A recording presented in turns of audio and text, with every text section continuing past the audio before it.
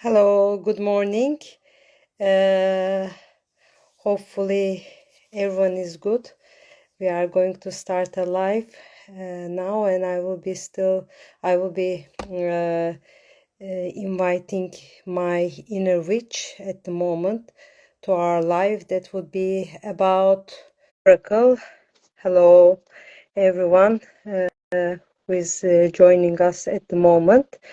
I just invited Inner Witch, but I will try to invite her again so that she can also join the live. Probably when she sees it, she will be joining us right away. Hello, hello everyone. Hello. Okay, go live with my Inner Witch. Okay, I think yes. Oh, technical issues, I think, kind of, but I will try again. It's, I think, getting a bit. Yeah, mic cancellation is there. Do you see Rebecca is not able to join? Okay, we'll try again. I will invite her again, see if she can join now. So as I said, for the ones that okay, hello. After a Sorry, small I hiccup, like am. we could get connected. Yeah, how are you? I'm very well. How are you, Terry? Sorry, I was on. Yeah, thank you very much. I tried to join, but then I was actually on as somebody else. Like I have several accounts that I do socials for, and I was on the wrong account, so I quickly changed. Yeah, lovely to see you and good evening for you. I think in Australia it's 8 o'clock at night at the moment, right? Yeah, and it was grand final day today, so anything could happen at this point. Like all of Australia stops for grand final day. Okay, okay, perfect. So welcome again and thank you for joining us at this TABI Live. It's very kind of you that you decided to join. We can also say hello to everyone. Oh, lots of waves, lots of waves. We can do that in the meantime. And let's start. How do we start? First of all, we would like to thank you. I think I can get that liberty for your lovely videos that you are making all the time for Tabi. I'm sure that there are lots of people are watching your videos that give a lot of information, like all these tips that you give. Thank you very much that you are doing this for Tabi. It's lovely and it's very kind of you as well. You're very welcome. It's actually really hard to condense a lot of information into a very couple of small minutes, which is going to appeal to a very broad range of people. So, but I'm really enjoying them. So I'm glad that you're enjoying it as well. Yeah. Thank you very much. So first, before we start our title today, Tarot, Lenormand, and Oracles, and that we go deep dive into them, first let's see who is Rebecca. That some of the people already following you probably from your My Inner Witch account, but with tarot and everything that you are doing, could you please tell about yourself a bit so that we can learn more who Rebecca is and what My Inner Witch is doing? Sure. Oh gosh, I don't know where to start really. So I'm a designer and an artist, and I've had a design practice for 20, coming up to 20 years. But I've Wow. also had a passion for the mystical and the occult. And so in the last probably 5 or 6 years, I really started to combine all of those things together, make a fully authentic, soul-driven business, which is My Inner Witch, and I'm all about reclaiming that word as being, a very powerful word of, not a connotation of something which is evil, but really a connotation of wisdom and knowledge, and all of those wonderful things that really the word witch should always should never have stopped being. So I really combine a lot of things. I create decks. I teach the intuitive arts. I'm a professional reader of both tarot and Lenormand, and I also create wearable art and create things with my hands. So there's a real combination between the artistic side and the reading side, and it all sort of works together for me. And it's sort of like an authentic expression of myself, I suppose. Wow, it's a lot of creation actually involved in your work. Then it's like lots of creation and like intuition and everything. It's like it's the combination of all, and then you, wow, it's like teaching and like it's a lot of thing going on. It looks like and designing. Yeah, it's like a lot of creative process. Like it's wonderful. Like, and you have been doing over 20 years the design. Yeah, that's also beautiful. I mean, like it's wonderful. So. That's for the ones newly joining that we are doing a live with Rebecca from my Inner Witch account. She's all in Facebook and also on Instagram. Do you have any other social media accounts? Yes, TikTok, I've only really just started there, but I'm really loving it. My inner sort of movie maker is coming out on that platform. So Instagram, TikTok, you know, Threads, Patreon, Vero, like there's quite a few in there, Pinterest. Wow. So yeah, pretty much all of them, I think. Okay, okay. But you are all under my Inner Witch, so they can find you everywhere as my Inner Witch. That's in a way, your business name for all the things that you are doing. That's perfect. And Okay, on so TikTok, I was just going to say TikTok. on TikTok, got official at the end of it because my Inner Witch was already taken with a different spelling, but it was confusing. So it's my Inner Witch official. Okay. Okay, okay, perfect. So let's start with then the tarot, Lenormand, and Oracle. So what can you say about them initially? Then I will start. I had written my notes, but I will start. When you start, I can ask more questions. Like, please go ahead. So I suppose I'm covering all of them because I read lots of different systems, and each system brings its own voice to the table. So I choose what system I'm going to read. And generally when I have a client session, I will read both Lenormand tarot and I'll finish it off with a little bit of an oracle channeled message as well. So because each deck and each system does bring its own voice and they answer questions differently. So when I was talking about doing some new videos for TABI, I said, well, why don't I go through some of the main decks, because obviously there are thousands of decks out there, but there are sort of some which have influenced a lot of other decks, and so I really covered just the three main ones. The Thoth, that's how I say it. I know everyone says it slightly differently because no one actually knows how it's pronounced. The Wade Smith and the Tarot de Marseille. So I started with just those three decks during these videos, and because they are so influential and so recognizable in terms of all of the decks out there. I think probably 80% of decks on the market would be influenced by the Wade Smith, and so that's sort of a great one. If you're going to pick up a deck and learn how to read with that, then you'll be able to pick up 80% of the decks on the market. But if you start learning with the Tarot de Marseille, then you can also probably read all of the decks on the market, because you're approaching the TDM with a different approach to how you might approach the Wade Smith. And then Lenormand, I absolutely love Lenormand. I studied for a really long time to be a professional Lenormand reader, and I sort of have an approach with that, like, well, probably with all of my reading, that if you study very broad and you study like the masters and you get into the system and respect the system, how it was formed originally, then you have a really solid foundation to go off and actually create your own style and your own voice of reading. So that was definitely my approach with Lenormand, to learn But for from lots of... example, sorry, yeah, you continue. I will get in there. Yeah, yeah. Oh, okay. So what I wonder about the thing is that, for example, with tarot, we know more or less the history. I mean, when we look at the like 14th, 15th century, and there is this Mamluk part, and then the Italian tarocchi comes in and everything. But How about the Lenormand? Do we have any historical timeline for that? Because I mean, I'm not very familiar with Lenormand personally, and there may be people that are familiar or not familiar. So to give a general idea, could Yeah. you please tell us?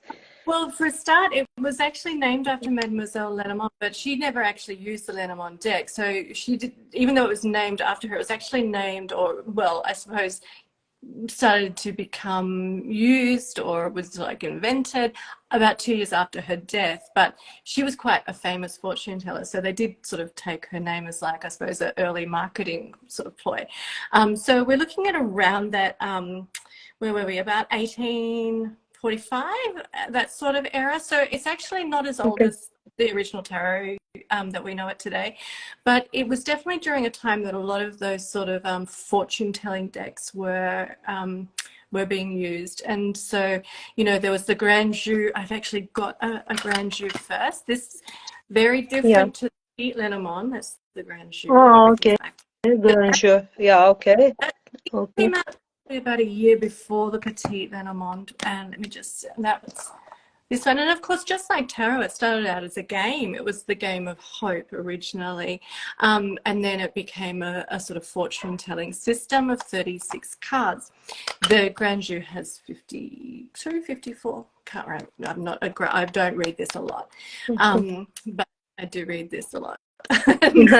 So yeah, 36, the Petite Lenormand. And so, yeah, around that 1846 mark was when this sort of started to become known. And it was quite, it's probably still not that well known. Maybe not that well known in Australia, I'm not entirely sure, but it had a bit of a resurgence, you know, recently, in recent times, in the recent sort of 10 to 20 years. So now a lot of people are reading with it. And But yeah, it's a great system. I love it. yeah, that's really interesting. But for example, like in tarot, you talked about the Tarot de Marseille and the Rider-Waite-Smith and the Thoth, which I cannot pronounce for sure. I will like, so I will say Thoth, like Rolling, I will pronounce rolling. every th because I have difficulty about that. Anyway, so I mean, in Lenormand, are there any styles or something like that? Because I have read somewhere like it's like in Lenormand there's New York style or something like that. Are there any really styles or Well, no, not at all? look, I think everyone has their own slight nuance on reading it, and as I said, I've studied with a lot of people, and they all read it differently, and I read now differently to all of them, and so um, some people, you know, for example, will only use method of distance and won't use houses. Some people only use houses system and don't use, and so there's sort of different approaches, and there are different. Some people have different takes on certain cards. I think if you stick to the core meanings and actually really don't really waver too much from that in your own system, once you understand it, then it will work for you because you develop your own relationship with your cards.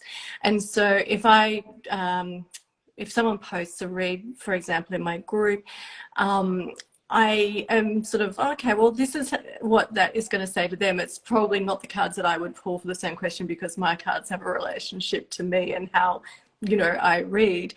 And so once you sort of develop your own style, there are definitely different approaches to it, but they're all sort of around the core approach, which is probably why those approaches work for So them. in a way, I mean, like you may see the nearly, of course, it depends on the creator and everything, but you know, I mean, more or less see the same cards, maybe with different depictions, etc. But the people will have different approaches to read a Lenormand, right? Well, yes, but at the same time, I don't think it's quite as tarot very much, because it works on that sort of subconscious symbolism approach, and everyone will read a tarot card quite differently, and they'll start to use, you know, their layers of intuition on top of core meanings. I don't personally think that the Lenormand is as flexible in its interpretation as a tarot card is, because it also works as a language, and it doesn't work in singular cards. It will your cards really need to be interacting with each other to really get the full story. And mostly, you know, you would read the Lenormand in a grand tableau, which is all 36 cards of the deck. And some decks now have extra cards as well, but you know, the traditional grand tableau would have all 36 cards, and so you get a bit of what that actually translates to big picture. So it's the big picture of somebody's life for the time scale that your intent has set. So yeah, they don't really read like tarot, where you can pull one out and start to sort of interpret it like an oracle or a sort of, you know, archetypal or symbolic card. It works like a language, and if you've only got one, it's like having one word in a sentence. It doesn't quite give you enough information, and you can't dig into the picture to get more info. It's just like you know, that card has a meaning, but it does have nuances based on the interaction of other cards. So it's interesting coming at it from a tarot approach. And you know, my hot tip for anyone who's going to go down that path of reading with both is you sort of have to remove that real interpretive side of things until you've really nailed the system, and then you can bring it in. And I definitely now read my Lenormand with a lot more intuition now that my foundation's really solid. So yeah, it's just a process, really, isn't it, of developing that relationship with your system. Yeah, because I remember, like, when you were talking, I was thinking like there was someone I had bought this. I have this Lenormand Ukweye Lenormand by Robert Place. It's a Japanese style. I don't know how to read with it, and I don't think so that I can be like clear cut, because Yeah. I remember that when I first bought this deck and I put, I got this Lenormand deck, I don't know how to read, and someone Lenormand reader had said, you know, I mean, maybe if you are really into Lenormand, and I'm not, I think I read mostly with tarot, and then she had told me, like, it's better that you forget everything you know about tarot, and then you restart everything again, because it's nothing to do with tarot. It's like there is no interpretation, etc. It's like, no, it's like, because the keywords, and then there is no storytelling, really. It's like very straightforward, like like clear cut. No, can we define it like that? Definitely, when you start, it is like that, and it's like learning that language. You're doing it in one. Be like me trying to learn another language. I'd be doing these really sort of weird, like, sentences made up out of singular words. But eventually you do really start to get that picture, and it starts to flow together. But yes, I do know that when you start, it can be quite overwhelming, particularly if you start with 36 cards. But you can just like start with 36 and then just read maybe 3 of them. But if you want more information, there's more. And it works on patterns. There's a lot of patterns. It's, you know, cartomantic style. So there's a lot of sort of, you know, knighting moves and how I read with houses. So it's sort of like vertical, horizontal, and it goes this way and it goes that way, and cards influence down, and they influence diagonally.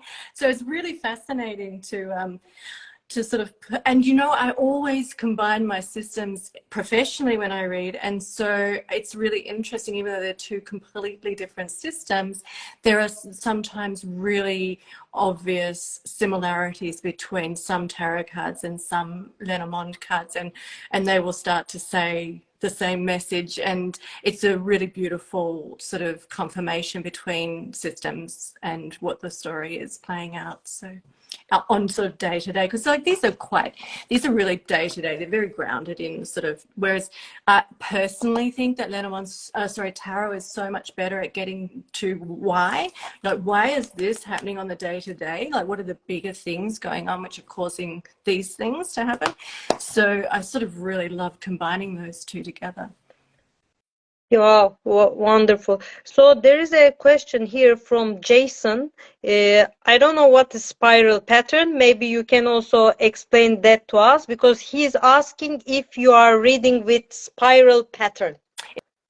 If I'm reading with spiral, what I normally do is read tableau style. So I lay a grand tableau with the Lenormand, and then I'll lay a tableau with because I read open reading style, not spreads. So I read two tableaus together, basically. Unless you're talking about the artwork behind me, which is a bit of a spiral. I don't know Well, what yeah, that. that I can see that. Yeah, it looks beautiful. Is it your design? No, I made the light, but I didn't make the Oh, artwork. okay. Beautiful, beautiful. So I mean, like, but then in Lenormand, that you really don't have any spreads or anything like that. Like it can be used in tarot, no? Are there any spreads There are or? There are some. Well, normally, the big spread is the grand tableau, but you can do some spreads, and a lot of them actually are very similar to the work that was coming out of Atelier. So you have like this, like, you can do fans and garden of flowers and things like that.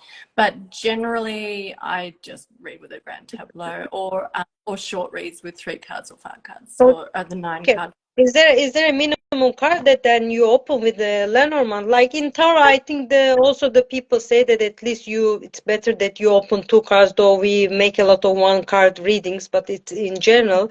But with Lenormand, is there like I always see like at least it's 3, like as if when they combine as 3 it means more. Is it right? 3 is quite a great number to start with, because you can sort of see how one will affect the other.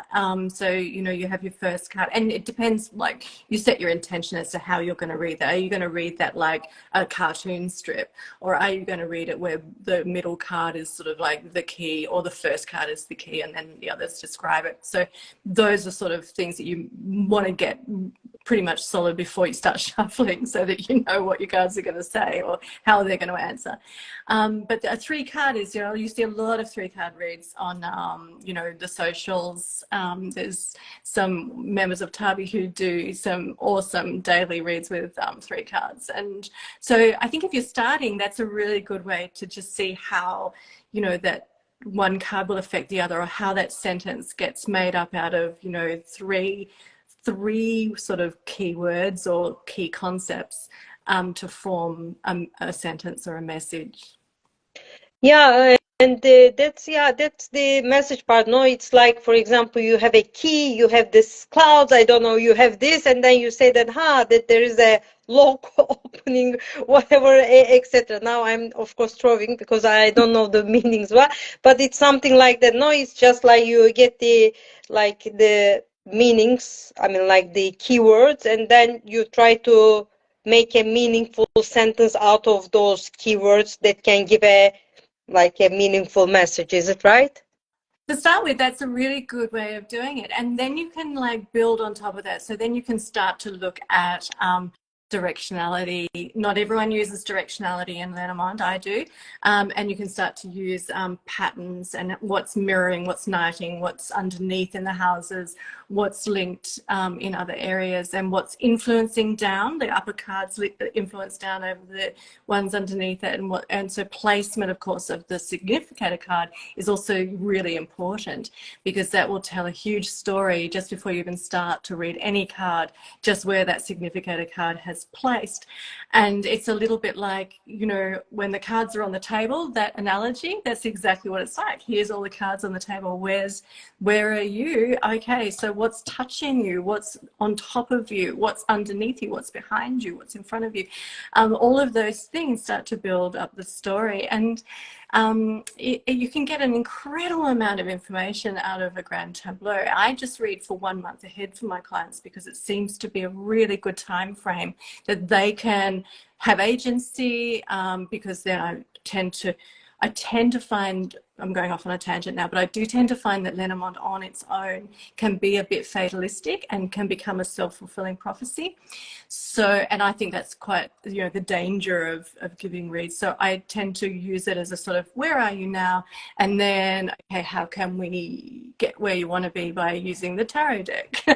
And then, you can do some forward focused, a bit more forward focused, a little bit more sort of, give your client agency of, where they're going and how they're going to get there.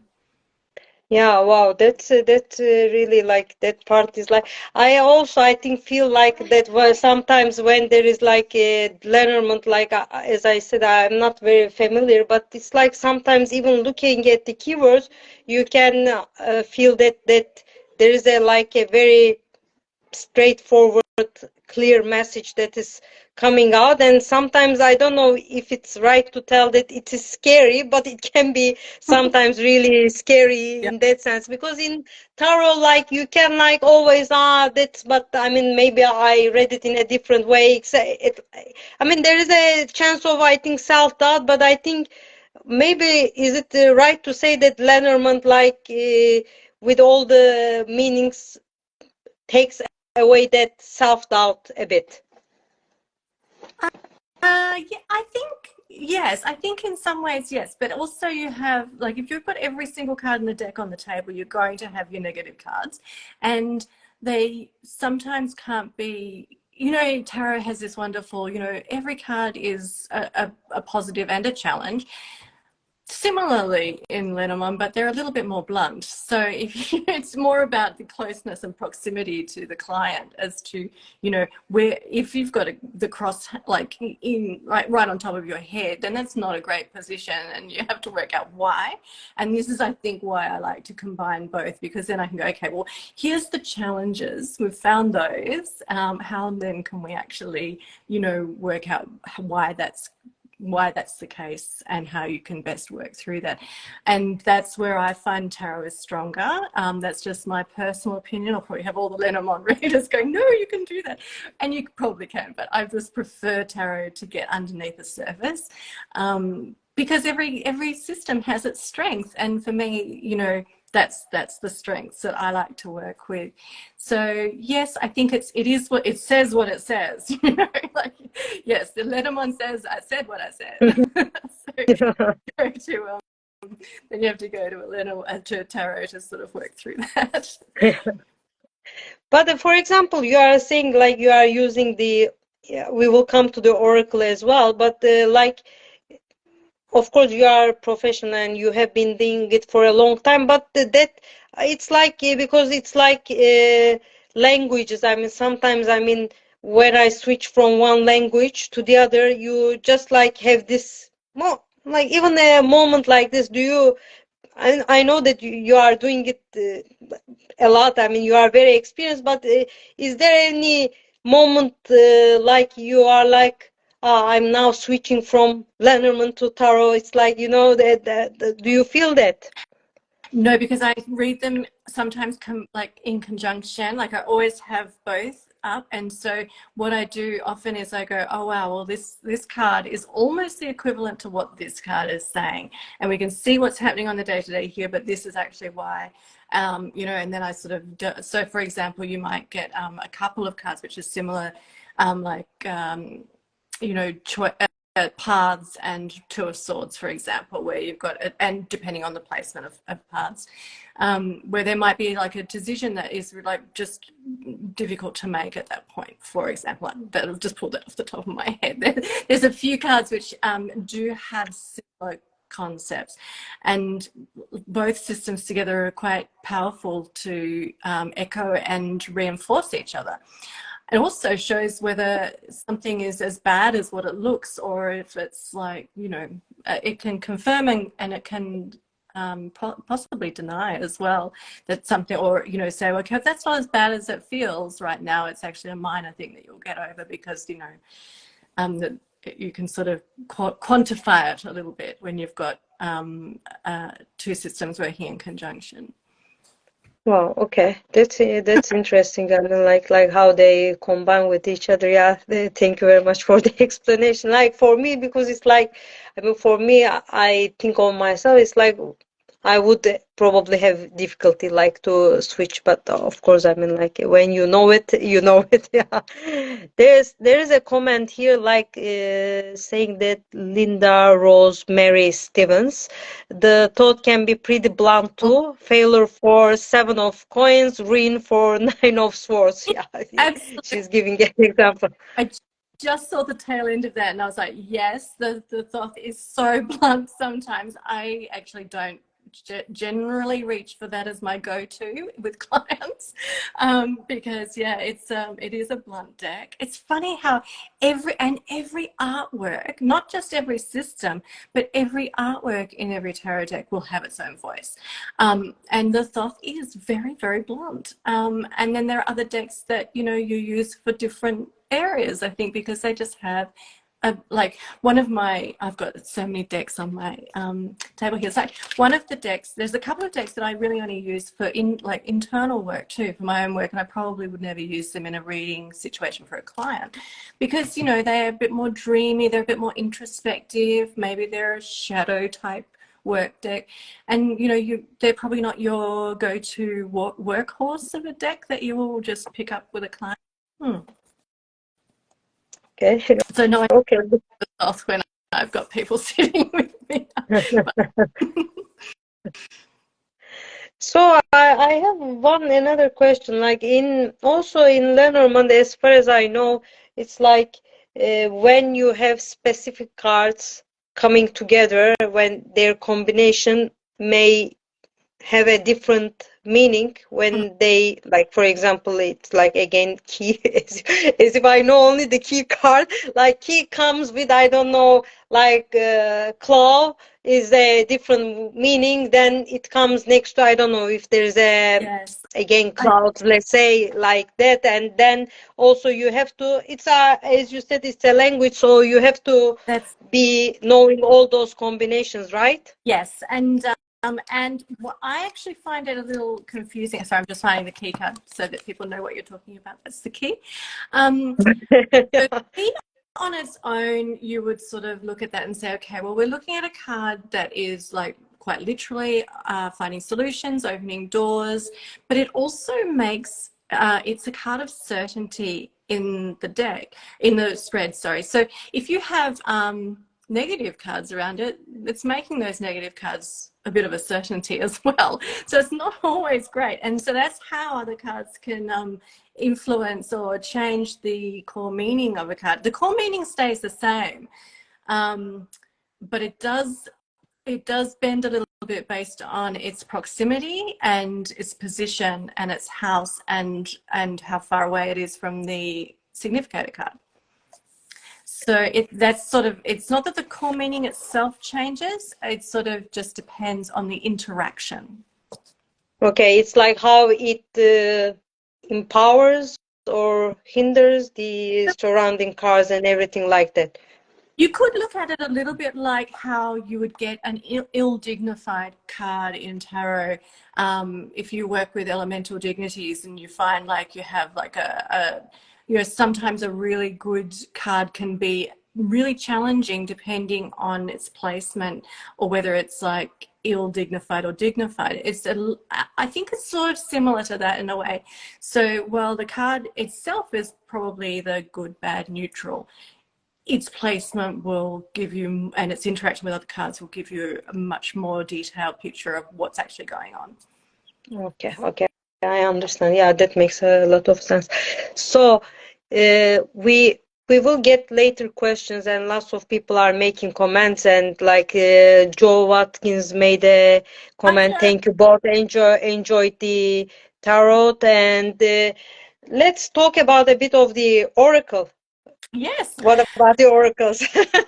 And then we can go back to Lenormand. I think for most of the people it's really interesting because like I know that there are lots of Lenormand readers, but I know that there are lots of people that don't know the system, and in the comments I saw that like I don't know about Lenormand. It's lovely to hear more about it, so it's like we get in a way more information today about it. Yeah. It's such a powerful predictive system. It really is amazing. So Oracle, I have a love-hate with Oracle. I used to really just go, oh, Oracle, they're all so fluffy. Why would you use an Oracle? But I do actually use an Oracle when I read for people as just the final sentence. And this is the deck that I use. It is 3 editions. It's beautiful. It's so beautiful. It's the Oracle of Oddities by Claire Goodchild, Black and the Moon, and she does the most beautiful artwork. I really love them, and it's a completely intuitive. And just like with oracles, they are completely intuitive. They really do have a place where you can really you can use it to channel, you can use it to just completely use that that sort of psychic intuitive hit, because there is no structure, there's no foundation that you have to learn. It's just, you know, you and the cards and whatever you're gonna like feel and see and pick up on that first and foremost. And this particular deck I just really love. Well, But that's sort of me. I mean, there's also, I've got this one here. The ancient vintage wisdom. You can see I don't use that very often because I have to look at the cover. But it's quite beautiful, you know. wow. And you find with Oracle that they're gorgeous cards. There's a lot of depth that you can sort of scry into. I would say that I scry probably into oracles more so than I do with the other two systems, because you sort of, you know, can get taken away by anything. There's just no structure. You can do an oracle with any number of cards. You know, there's not a system to learn. It's very sort of open, free, intuitive reading. And, you know, I know that you can read, a lot of people do read tarot just intuitively. And some people actually read Lenormand like an oracle and very intuitively, and they don't really care to know about the original traditional meanings or the system behind it. I personally respect the systems that I work with because I like to have those layers. I like to have the foundation, and then I know that that's, you know, where it's come from, and that there's a reason that that has a foundation. And if I'm just using that intuitively, then I feel like I'm missing out on half the information. But some people, you know, are really happy and they get some amazing readings just doing, you know, intuitive only reads. So I'm not, you know, dissing that in any way, shape or form. It's just the way that I like to approach decks, is to really get that foundation and then put my intuition on top at the end.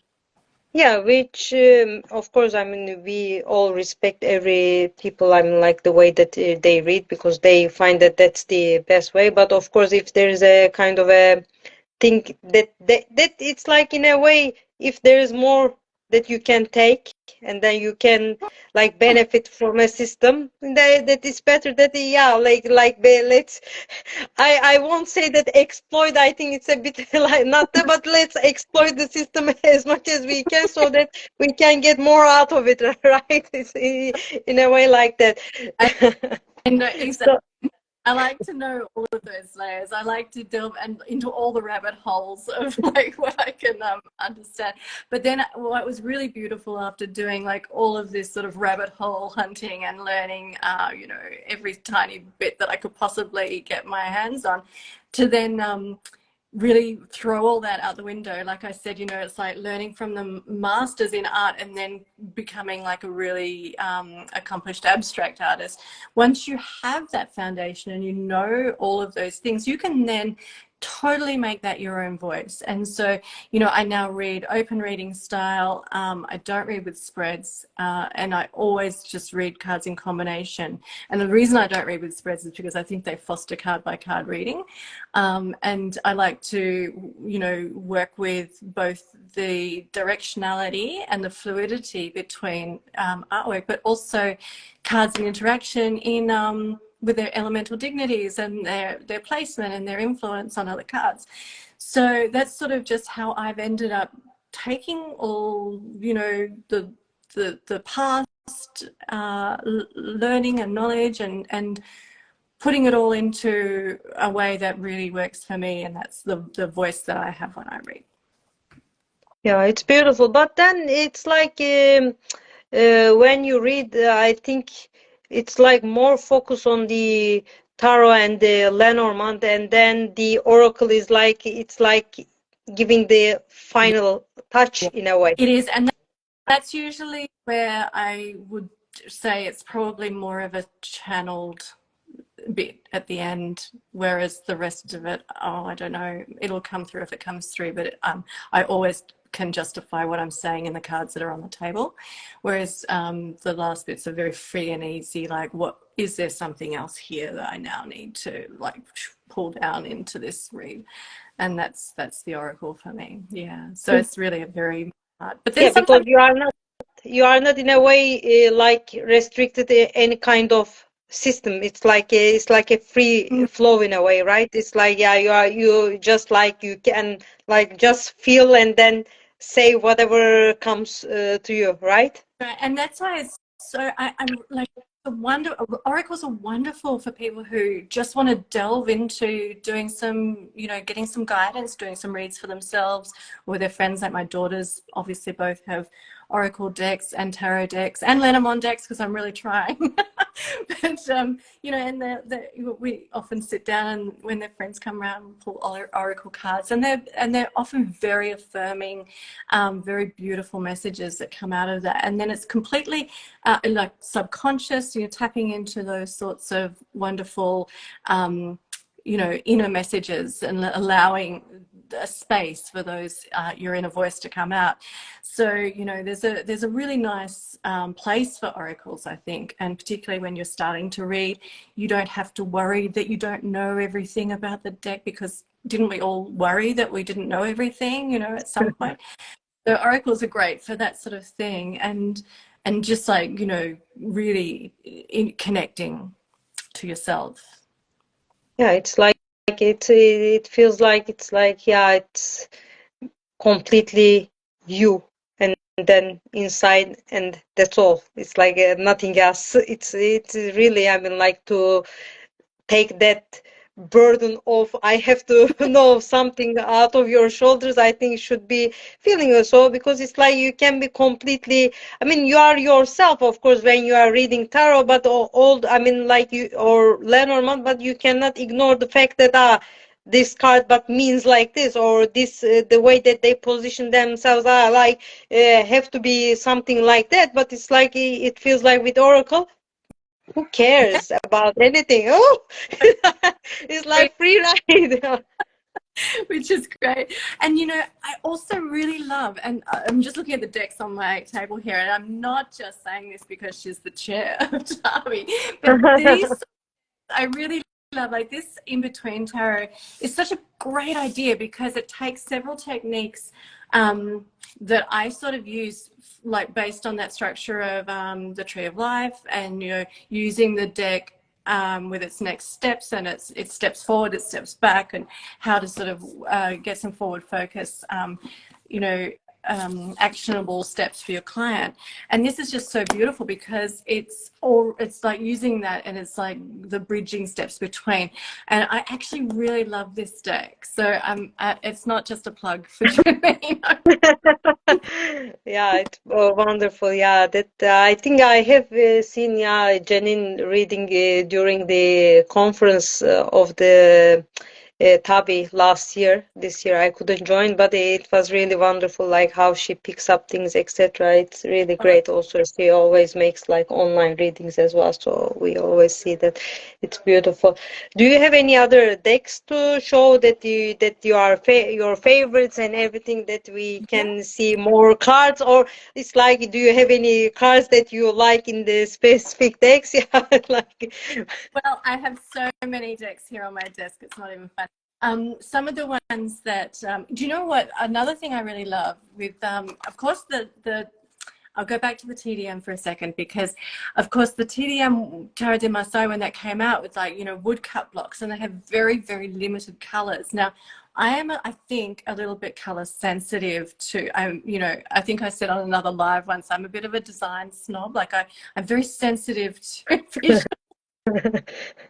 I really struggled to get a TDM deck with colors that I liked, but so I'm thrilled now that this is from Artisan Tarot, and they are restoring really faithfully these beautiful old decks, but they're also doing it with this really lovely sort of color palette. It's just like slightly modernized, slightly softer, cleaned up, and I'm finding that a lot easier. In fact, I revisited, I don't do a lot of work with the TDM, to be honest, but I revisited it when I realized that they were doing these Yeah, mistakes.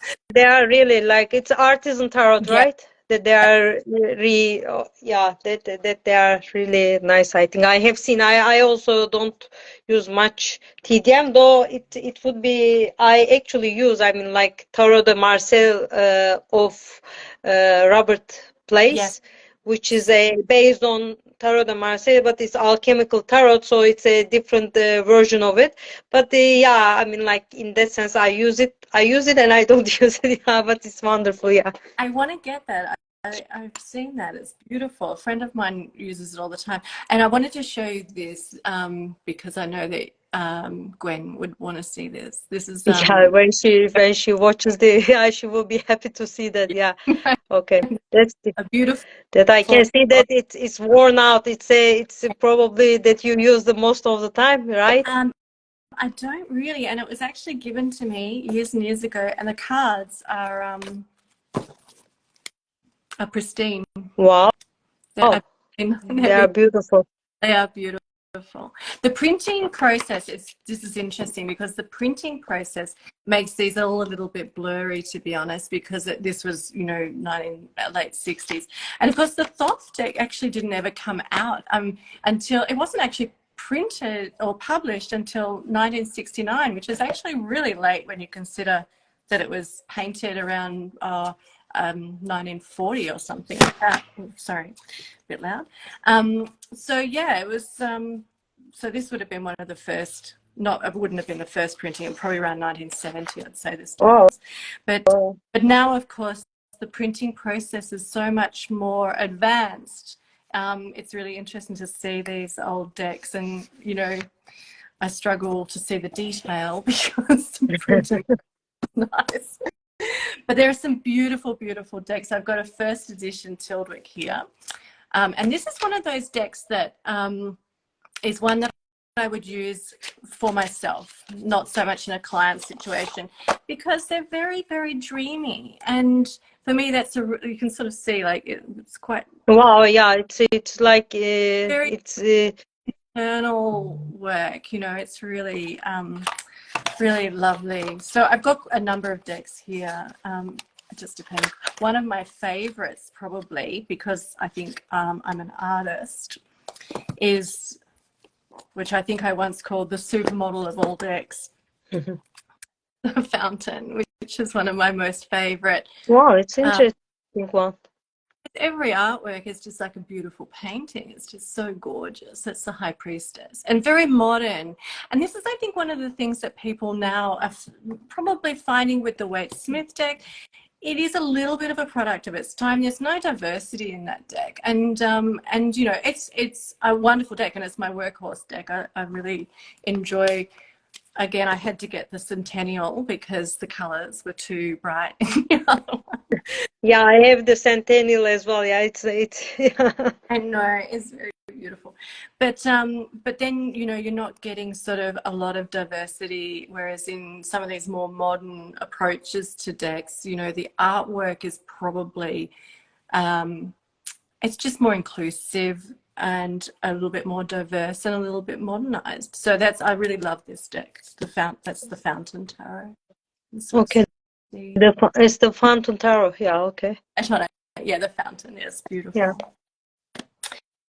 So yes, there's and you know, it's very dangerous because once you realize that every artwork has its own voice, then you know, you just start to collect more and more.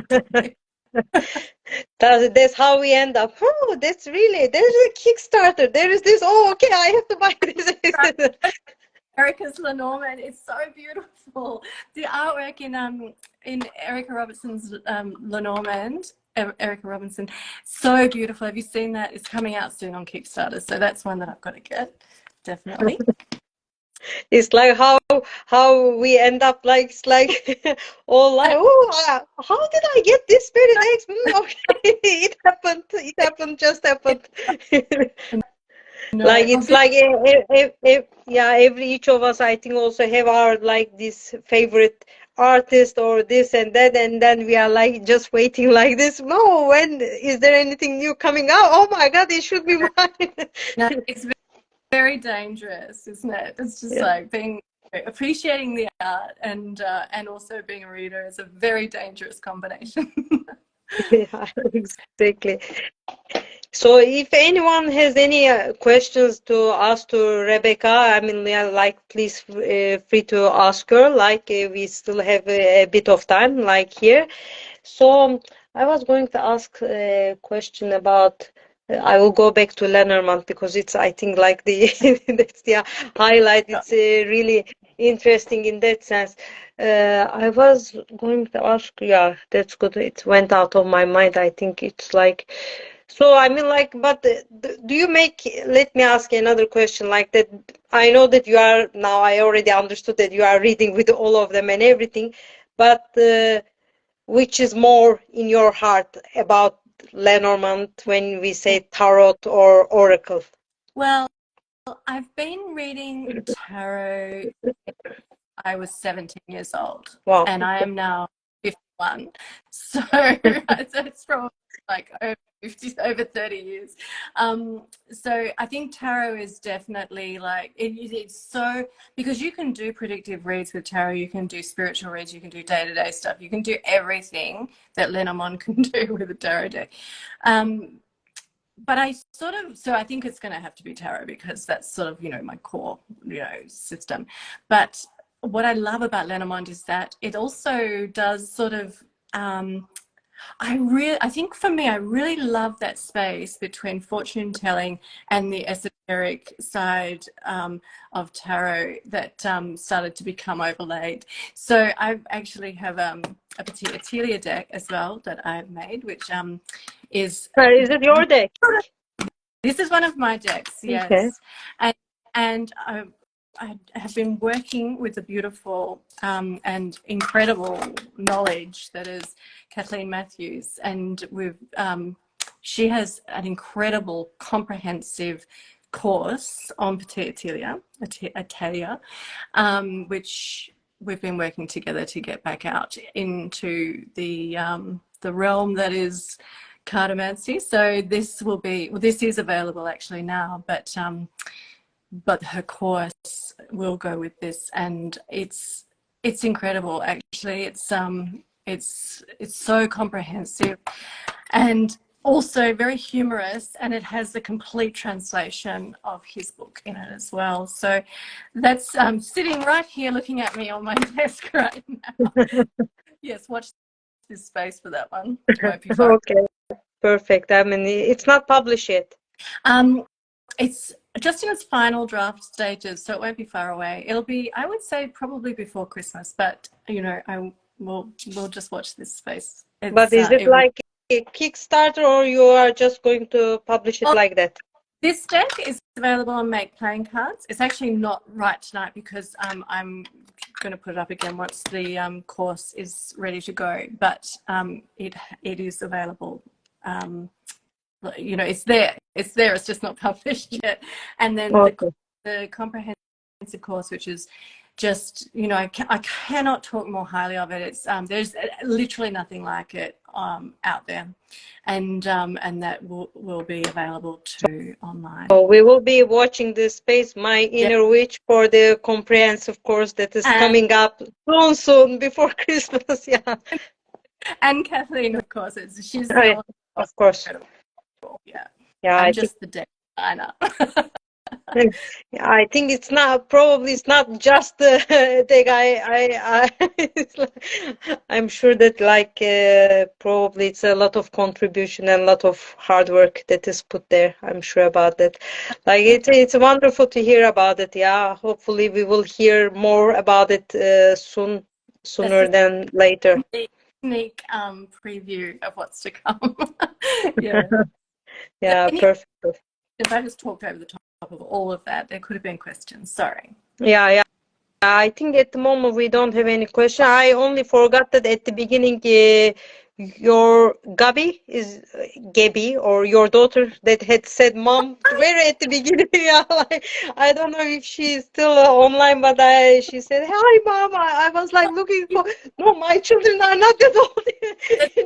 I was looking like that. Wasn't being noisy. So it's like this. Yeah, it's wonderful. So you are saying tarot. Tarot is like goes over all of them. Yeah.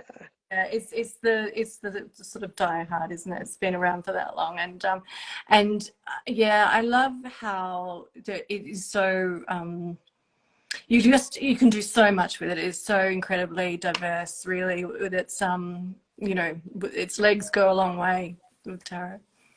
Yeah, I can imagine that it's like, I mean, in the end, all of them are different systems, and you said that you are not using much Tarot de Marseille, then you are more like using the uh, Rider-Waite-Smith based decks, Yes, that system.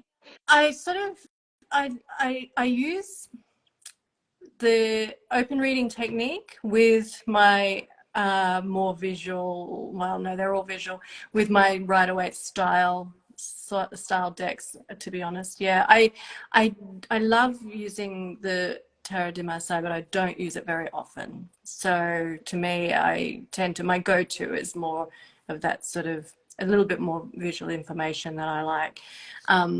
And I love it. It all depends what I'm doing, really. If I'm reading for clients, the workhorse deck for me at the moment is probably this one. Sometimes I'll use the fountain. Sometimes I'll use you know, the light seers or something which, you know, because I find that it's actually easier to have a conversation with the client with that, Yeah, because they can sort of relate to it pretty easily.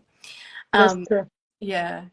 And so, but I enjoy like learning about the TDM and more techniques and that sort of thing, but I don't tend to use it as my go-to daily, no. Okay, that's interesting. What I had in my mind, like, yeah, I forgot to ask that question. You were talking about in Lenormand that houses. Oh yes. Can you tell a bit more about that, Oh, if it's so possible for you?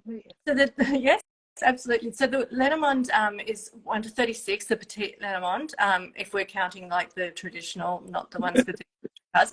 And so if you were to lay those out in their numbers from 1 to 36 in order, they sort of form what we call the house system underneath. And then, you know, your cards would lay in their shuffled order onto that house order, if that makes sense. So that means that what you see is your cards have fallen into a sort of area of the numbers from 1 to 36 in order. So if you have you know, a card which has fallen, for example, in the house of coffin, then you've got a card which has fallen into the area of conclusions, endings, you know, deaths, things finishing. If a card would fall into, say, the cross, for example, then you've got a card that's fallen into the life area of difficulties and grief and burdens and things like that. So it gives you another nuance. Now, not everybody uses that house system. I do. But yeah, it just gives me, one of the first things I look at is what house has my significator card fallen in, and what card is in her house, because that will give me a really instant idea of like first steps. Where is she, like, or I'm going to assume it's a woman at this point just for the sake of this. Where is she? Is she low? Is she high? Is she that way? Is she that way? What house is she in? What card is in her house? What's touching her? And then you start to build the story from there, because you've already got a stack of information just from those like 4 steps. Okay, that's interesting. It's in a way another layer of like getting more information from the Yeah. Lenormand in a way. You also said that you are using the directionality, like is it like in the tarot, like it's like they are facing each other, they are back, Yeah. forward, like Yeah. up, down, etc. It's all those things. Yeah, exactly. So I tend to look for decks when they're laid out. The man and the woman could face each other if they were in their 1 to 36 lineup, because that way I know that they can face each other, and so that way if they're not facing each other, then they're not really seeing eye to eye, for example. So but with a lot of things, you know, you have a dark side of the clouds, you have a light side of the clouds, you have like the mice facing or the tail facing, or you have, you know, the horse's nose, or the, you know, and so a lot of those cards do have directionality cues, which adds another layer again into your read. So yes, I use that as well. So I use houses. I use a little bit of method of distance, despite the two not really being traditionally used together. as I said, I've got my own technique now, and also diagonals, all the patterns, like, you know, knighting diagonals, vertical, horizontal layers. Yeah, there's a lot of information that you can pull out, and generally what happens is that it'll all start to confirm the placement that you're seeing on the table. So yes, Like it's quite. I mean, like it's like when you talk all this, it's like I'm like it's like I know that it's happened in an instant probably. It's like because it's like lots of things. It's like you are like looking at a picture. It's like the mind is probably is racing. It's like it's like the sometimes you see in the movies like the numbers and everything is like flying in the head. It's something like that because it's so much information and so much connection that it has to be done. It's like you are Mm. like no, it feels like that. Explain it than what it actually is to read it sometimes, because it does, it happens quickly, and so if you then have to come back and analyze it and explain it to someone, it's much harder than how it actually happens when you're in the zone of reading. But yes, and you know, that's why I think, you know, I spent many years studying to become a professional Lenormand reader, because to get all of those different elements and find what works for me is that was a process. And it was a process where, you know, to begin with, I had to like really stop using my tarot mind, and then, you know, and then now I feel like I really combine that. It actually does, intuition does have a really strong place in my Lenormand reading as well. So it's interesting how, you know, if you have that solid foundation, you can do, you know, you can build on it really easily, or, you know, make a better system for yourself in your own voice. Wow, it sounds really fascinating. It's like wow, it's like it's not a joke. I mean, it's like yeah, you have to really work hard and like really study and everything, and then put your mind on it. And I think it really sounds fascinating. So I think soon finish the live. And do you have any message, last things to say to the people who are following us and who will actually later watch us if I manage to Yeah. save the video, etc. No, if you have any questions, pop them in the comments, because I'm so happy to answer anything. If I can answer it, I will. And if you know, just, I'll be doing more videos for TABI, and ask me anything. I can do a video on it if you like. So happy to. In fact, I haven't even got to the Lenormand video yet. So I will write also my inner witch. That's Rebecca's account. Like you can find her in social media everywhere, on Facebook, on lots of them, Patreon, like TikTok and everything. And Helen is saying that lovely live. I didn't know about Lenormand, so this was really informative. Academia Metavasi say hello, hello. That's awesome. Hopefully I've introduced Lenormand to a few people who Yeah, haven't started. it was, I mean, for me, it's like mind blowing. It's like, I mean, like, I know that I won't have like much maybe patience to get to learn another system into my system, another system into my system. But it's like, I think it's really great, and it was really uh, great live, and it was really nice to hear all this from you and from someone experienced like you. And really, we appreciated your time that you spent with us. And I hope that like we will be also watching the space for the coming up the course and everything. Yeah. And if anything, I'm sure that we will put it on like. And then Anna Louise Herring, hello from Rio. Oi, Hi, oi to Rio, to the Bain. gorgeous. Yeah, it's like all around the world, and hopefully, when the United States wakes up, they will be watching the video also soon, or all the part in the North America and everything. Really, thank you very much, Rebecca. It was lovely to host you, and then that you spent your time. And again, we thank you for all the videos that you are making be for TABI, and hopefully, we will see more videos from you soon. I think I've got Lenormand next, so if there's any questions, I'll try and cover them in the Lenormand video.